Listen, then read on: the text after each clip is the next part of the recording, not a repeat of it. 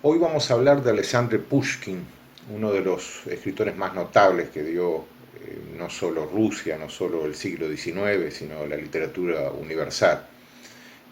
Padre de la literatura moderna rusa, uno de los representantes del romanticismo. Ese romanticismo que nace sobre todo en Alemania y que tiene a Goethe como uno de las figuras más importantes, que en Francia podemos señalar a Victor Hugo, y en Inglaterra a Lord Byron, que es quizás el que más influye en Pushkin.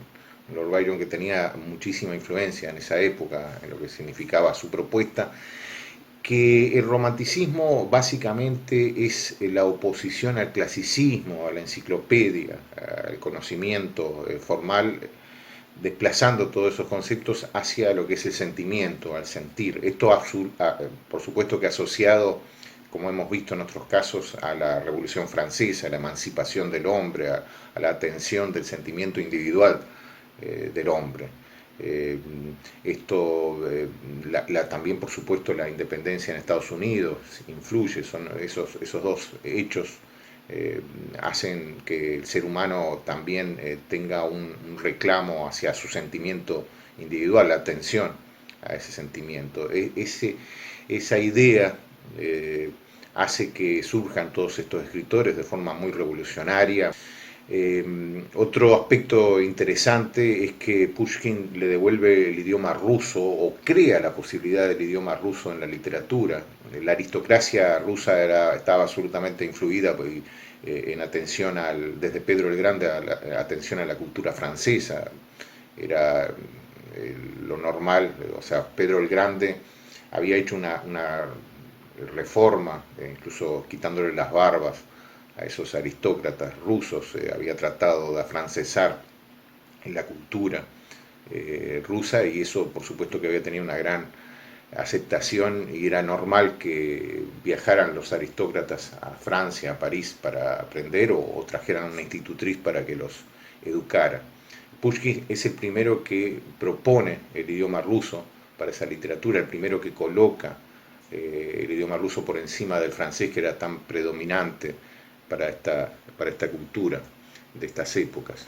Él nace entonces en 1799, un típico dandy, un hombre que se batió a duelo más de 20 veces y que lamentablemente uno de estos duelos le ocasionó la muerte a partir de un deshonor de otro personaje de esa sociedad que seduce a su esposa.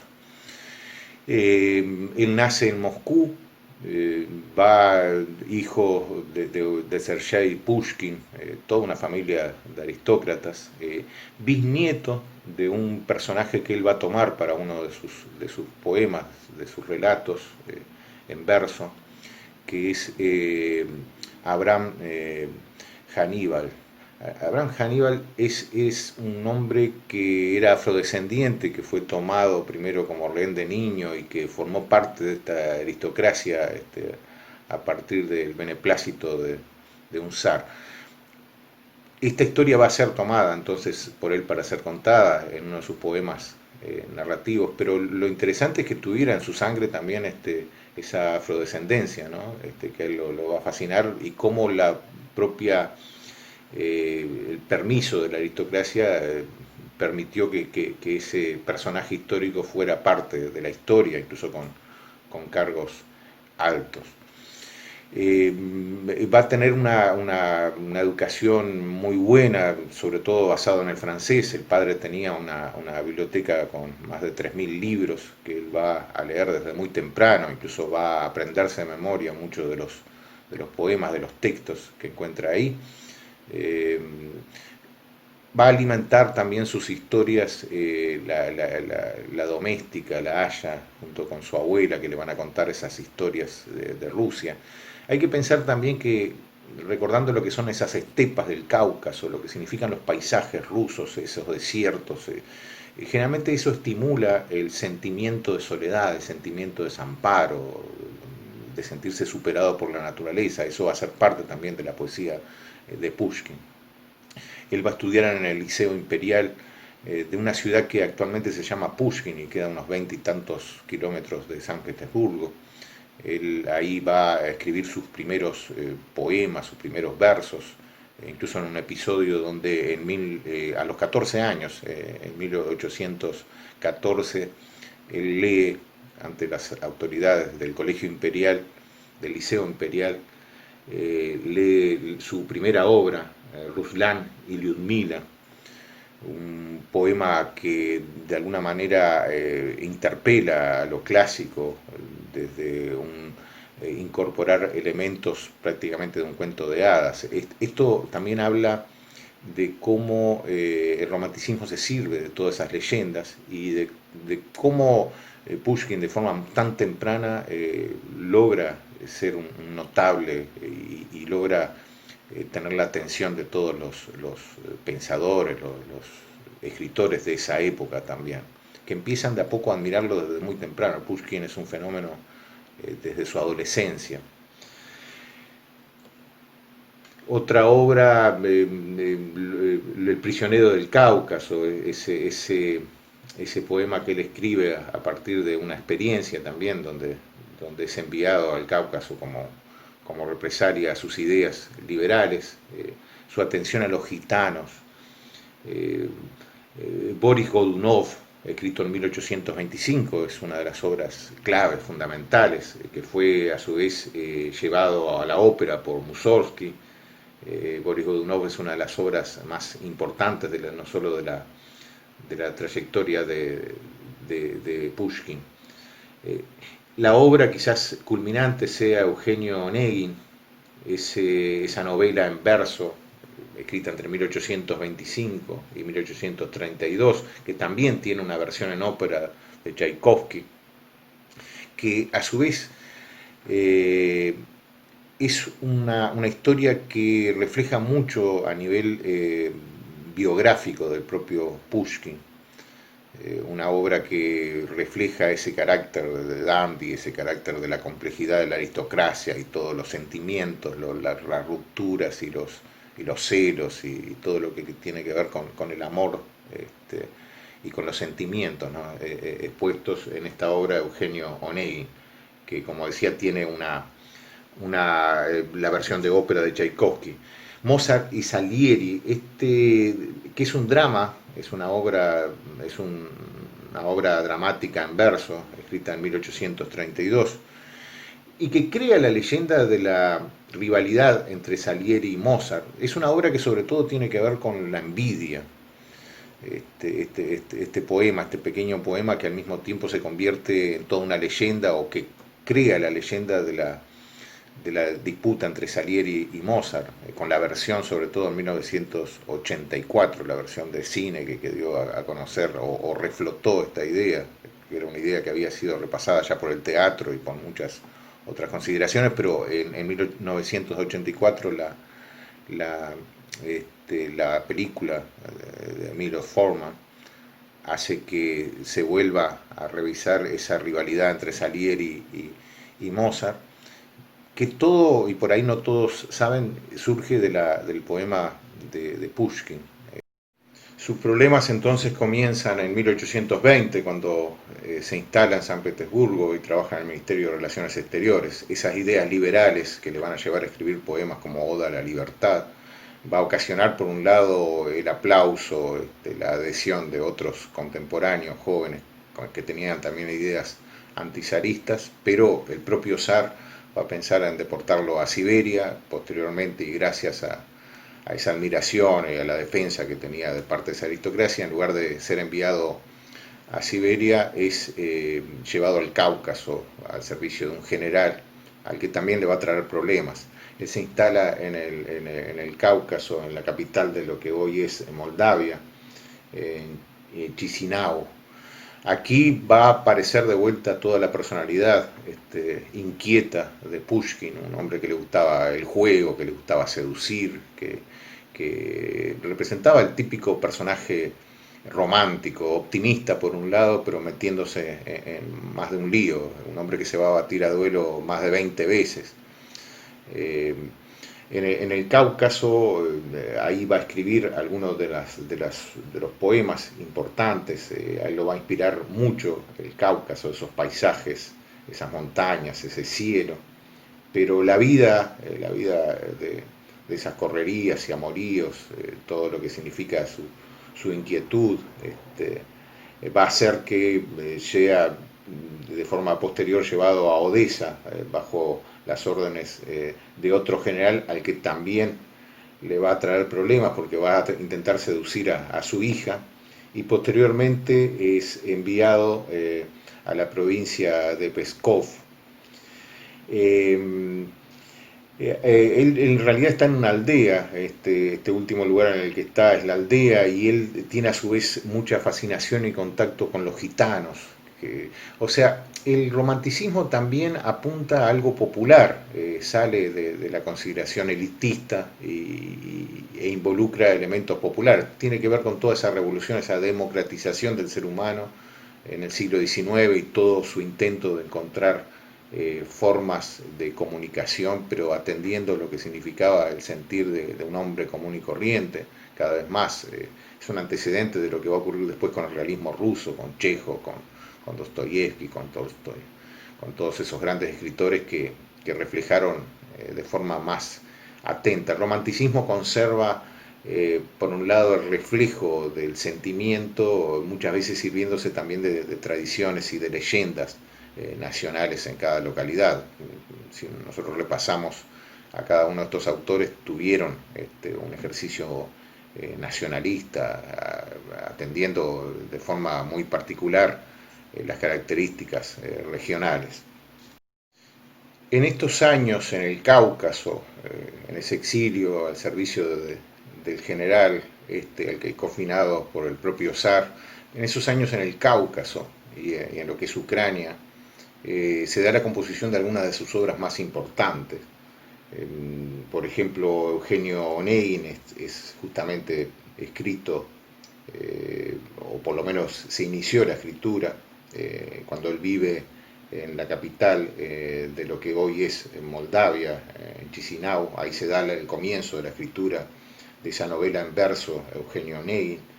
En la aldea esta de la zona de Pskov, él va a escribir también el drama histórico de Boris Godunov sobre ese zar, y cómo esa obra, como comentamos recién, es llevada a la ópera por Mussorgsky. En esa época también surge la rebelión de los decembristas, que le va de vuelta a traer problemas frente al zar. Es un grupo opuesto al zarismo, y eran casi todos poetas e intelectuales cercanos y amigos a Pushkin. Eso lo va también a perjudicar y a traerle problemas. Lo que va a culminar finalmente es que el propio zar Nicolás, en Moscú, Nicolás I, tiene una audiencia con Pushkin que lo salva, pero al mismo tiempo coloca al zar como su censor, y se va a atender cada una de las publicaciones de Pushkin, se va a censurar. Por ejemplo, el caso de Boris Godunov, que es recién permitido su publicación 5 años después de la escritura. En 1829 él va a regresar a ese Cáucaso que tanto le había inspirado tantas obras, y de vuelta el Cáucaso le permite o le inspira la escritura de algunos de los poemas también importantes. En 1830 él va a volver a Moscú, donde va a conocer a Natalia Goncharova, esa quien va a ser su esposa, que él va a intentar seducirla y que primero va a tener un rechazo, posteriormente ella lo va a aceptar y que va a ser su esposa, va a ser la que va a ocasionar ese último duelo que le va a traer la muerte.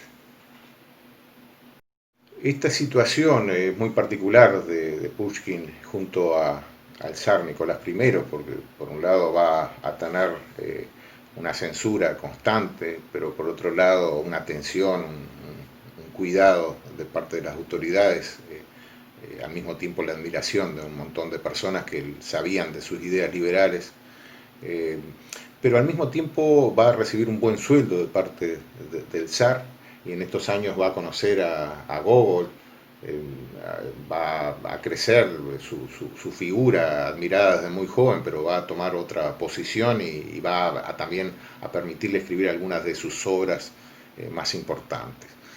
Pushkin no era una persona muy ordenada en sus cosas, a pesar del éxito, a pesar de la buena de la buena remuneración que recibía. Era una persona que apostaba, que gastaba, que tenía muchos hijos, uno cada año, que iba, a su vez, en su casa vivían parientes a través de su esposa que él tenía que mantener, tenía una situación económica que no era fácil sostener y eso le va a traer muchísimas deudas. No era una persona para nada ordenada en sus cosas. El 27 de enero de 1837, Pushkin se va a batir a duelo, después de haberlo hecho más de 20 veces, con Georges Dantes, otro personaje de la aristocracia que había seducido a su esposa.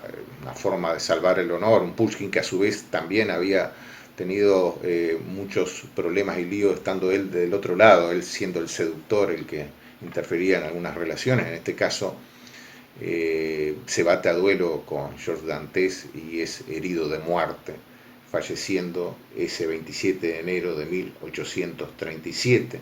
Un duelo del cual se ha hablado y se ha dado distintas versiones, de que hubo una manipulación en el arma de Pushkin, de que simplemente fue un tiro errado, de que primero disparó Pushkin errando. Bueno, hay distintas versiones y hay incluso se ha llevado al cine, en alguna película se ha referido a este hecho que fue uno de los momentos trágicos y que nos dejó de forma muy temprana, a los 37 años, sin este enorme escritor. Su muerte en duelo fue parte de su leyenda, incrementó más todo ese perfil romántico del hombre que fallece en una disputa amorosa. Vamos a repasar algunos momentos de su obra. En este caso, lo de Mozart y Salieri. Es interesante cómo en el ideario colectivo se formó la idea absoluta de que Antonio Salieri envidiaba a Mozart, de que lo termina matando, incluso a Mozart. Esa película que gana el Oscar en 1984, Amadeus, retoma este tema y se instaura absolutamente esa característica o esa idea de la rivalidad entre Salieri o la envidia de Salieri hacia Mozart. En realidad, hace poco, por ejemplo, hace muy pocos años, creo que en el 2016 se encontró una obra escrita a medias entre Salieri y Mozart. Quizás no era esa la relación, ¿no? Pero bueno, la leyenda fue creada por el propio Pushkin en esta obra, que comienza así. Salieri dice: el tema central es la envidia, ¿no? Es los celos, la competencia en el arte, en este caso de la música, con toda la presión que bien conocía el propio Pushkin. Pushkin sabía cómo se movía esa aristocracia y lo que significaba la presión para un artista, para un escritor o para un músico, en ese medio de complacer a las autoridades monárquicas. Salieri dice: se dice que en este mundo no existe la verdad, y dudo incluso de que exista en el otro. Esto me resulta tan evidente como una simple escala. He venido al mundo para amar el arte. Siendo niño solía escuchar embelesado el órgano de nuestra vieja catedral sin poder contener las lágrimas. Pronto rechacé los fútiles pasatiempos y me disgustó todo lo que no tuviera relación con la música. Me aparté de todo consagrándome solo a ella, dice Antonio Salieri, ¿no?, en la obra de Pushkin. Los primeros pasos son difíciles y árido el principio de la senda. No obstante, conseguí vencer los fracasos del principiante y consideré el oficio como base del verdadero arte. Llegué a ser un técnico, un artesano. Logré que mis dedos adquiriesen la agilidad necesaria y respondieran a mi oído musical. Disequé los sonidos como si se trataran de un cadáver. Comprobé la armonía mediante el álgebra y solo entonces me dejé arrastrar por las delicias del ensueño de la creación. Comencé a crear, pero no me atrevía aún a anhelar fama. Más de una vez, después de permanecer 2 o 3 días recluido en mi silenciosa celda, olvidando alimentarme, y tras haber saboreado la exaltación y las lágrimas propias de la divina inspiración, echaba mi obra al fuego, contemplando fríamente cómo desaparecían, transformándose en humo, los sones que había engendrado. Pero ¿qué digo? Cuando apareció el genial Gluck, revelándonos nuevos misterios, misterios sublimes, profundos, ¿acaso no abandoné todo lo que había llegado a conocer y a amar, todo aquello en que tenía fe, para seguirlo ciegamente, lo mismo que un ser perdido que varía de rumbo, aconsejado por un caminante que acaba de encontrar? Gracias a mi perseverancia logré alcanzar un grado bastante elevado en el arte infinito. La suerte me sonrió, otros comprendieron mi creación musical y fui dichoso por mi trabajo. Los éxitos, la fama y la obra de amigos colaboraron en nuestro arte sublime. Nunca conocí la envidia, nunca, nunca, ni cuando Piccini dejó maravillados a los parisinos, ni tampoco al oír por primera vez a los sones de Ifigenia. ¿Quién hubiera dicho que Salieri era un envidioso digno de desprecio, que sintiéndose impotente mordía como una serpiente la dura roca? Pero ahora sí, debo reconocerlo. Siento envidia y sufro horriblemente. Oh, Dios mío, ¿dónde está la justicia y la genialidad imperecedera, el divino don? No se le otorga en premio al que rebosante de amor trabaja olvidándose de sí mismo, sino que ilumina el cerebro de un demente, de un holgazán cualquiera. Mozart, Mozart, entra Mozart, Mozart. ¿Cuánto siento que me hayas visto entrar? Quería sorprenderte y gastarte una broma. Salieri, ¿llevas mucho tiempo aquí? Mozart, no, he llegado en este momento. Los dramas, el infierno de Salieri, de este personaje que cae en esa condición por la pluma de Pushkin, ¿no? La obra básicamente es la envidia, los celos, la frustración, la genialidad frente a un hombre que intenta mediante una disciplina llegar a la creación, y Mozart por otro lado que ya trae en su instinto, en su forma de ser, esa creación que no puede terminar de entender Salieri. Ese choque, de alguna manera, que es parte de la expresión universal, de la competencia, de las bajezas y las intenciones y los anhelos del ser humano en todos los campos de la convivencia, ¿no? Pero Pushkin toma de forma muy en su estilo esta historia que, como decíamos, y como representante del romanticismo, expresa el sentimiento, en este caso el sentimiento de la envidia, el sentimiento de la pasión, con el límite de su incapacidad frente a la genialidad tan espontánea de alguien que parecía que no tenía tanta disciplina. Seguramente, a ver, si uno recuerda y repasando la vida de Mozart, fue un hombre que desde muy chico fue instruido por su padre en una disciplina absoluta, pero la idea romántica de la historia abarcada por Pushkin considera de esta forma lo que ocurrió de forma histórica, ¿no? Acá también otra cosa que uno lo puede ver en Víctor Hugo, en otros autores románticos, es cómo se modifica, cómo hay un sentido ucrónico de modificar la situación histórica al servicio de expresar los sentimientos que el autor quiere que se expresen. Todo el sentimentalismo, el drama sacado de la historia y por encima incluso de que realmente todo fuera tal como se cuenta, ¿no? Acá lo importante no es la historia en sí, sino lo que se expresa a través de los sentimientos en esa historia. Algunos poemas de Pushkin, de la brisa nocturna. Miren este poema cómo atiende el paisaje de forma romántica de Guadalquivir, de España. Ese Guadalquivir que bastante tiempo después un García Lorca y tantos otros autores van a atender y van a sacarle esta visión romántica, ¿no? De la brisa nocturna. De la brisa nocturna fluye el aire, huye el Guadalquivir. Salió la luna dorada, silencio, guitarras al son. La española enamorada se ha asomado a su balcón. De la brisa nocturna fluye el aire, huye el Guadalquivir. Quítate, ángel, la mantilla, como un claro día muéstrate por la barandilla de fierros, enseña la divina piel. De la brisa nocturna fluye el aire, huye el Guadalquivir. Este poema, más allá de la traducción y de lo que puede conservar o no, yo intenté hacer algunos repasos de mi incipiente ruso para modificar, intentar recuperar algo de la musicalidad. Hay música, hay una percepción absolutamente sensible del elemento interpelado por el poeta, ¿no? Apuro sediento tu tierno gemido.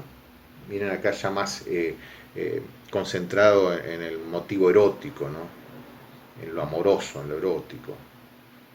Apuro sediento tu tierno gemido, tu intimidad que me embriaga y ardiente la lengua del dulce deseo, pasión cuyo vino no apacigua, pero corta con ese relato, oculta, calla tu sueño, su llama que quema, yo temo, tengo miedo de saber tu secreto. Precioso este poema, ¿no? Apuro sediento tu tierno gemido, tu intimidad que me embriaga y ardiente la lengua del dulce deseo, pasión cuyo vino no apacigua, pero corta con ese relato, oculta, calla tu sueño, su llama que quema, yo temo, tengo miedo de saber tu secreto. Todo lo sacrifico a tu memoria. Todo lo sacrifico a tu memoria, los acentos de la lira inspirada, el llanto de una joven abrazada, el temblor de mis celos, de la gloria, el brillo y mi destierro tenebroso, lo bello de mis claros pensamientos y la venganza, sueño tormentoso de mis encarnizados sufrimientos. Estos poemas, estos dos últimos que leí, habla de ese personaje dandy, romántico, seductor, metiéndose en problemas dentro de la corte, dentro de esa sociedad que le tocó vivir.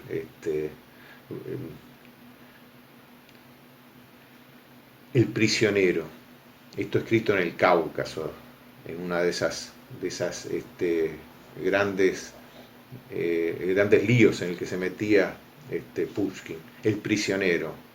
Estoy entre rejas en una celda húmeda, criada en cautiverio un águila joven, mi triste compañera, batiendo sus alas junto a la ventana, su comida picotea, la arroja, mira la ventana, como si pensara lo mismo que yo, sus ojos me llaman y su chillido quiere decirme alcemos el vuelo.